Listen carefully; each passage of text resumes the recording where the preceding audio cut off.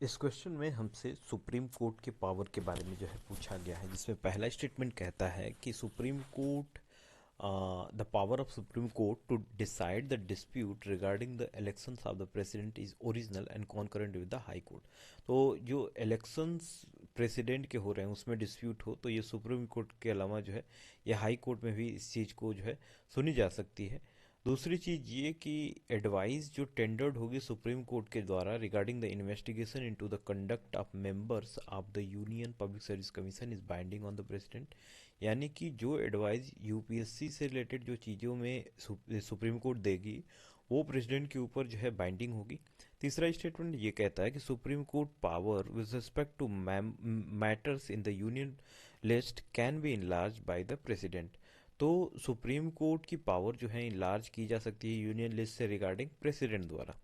तो इसमें यदि हम क्वेश्चन में देखें तो यहाँ पे जो डिस्प्यूट इलेक्शन से है प्रेसिडेंट के, वो डिस्प्यूट जो है सुने जाते हैं सिर्फ और सिर्फ सुप्रीम कोर्ट के द्वारा। तो सुप्रीम कोर्ट के पास जो है एक्सक्लूसिव और फाइनल अथॉरिटी होती है कि वो जो है सुप्रीम कोर्ट से रिलेटेड जो इलेक्शंस डिस्प्यूट जो प्रेसिडेंट से रिलेटेड इलेक्शन डिस्प्यूट्स हैं उसको सुप्रीम कोर्ट में सुनी जाए।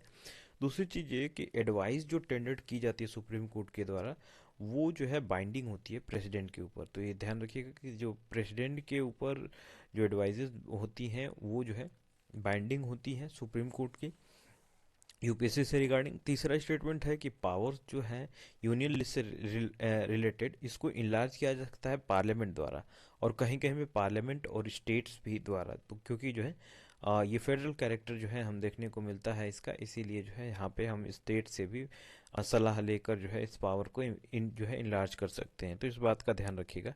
ओके।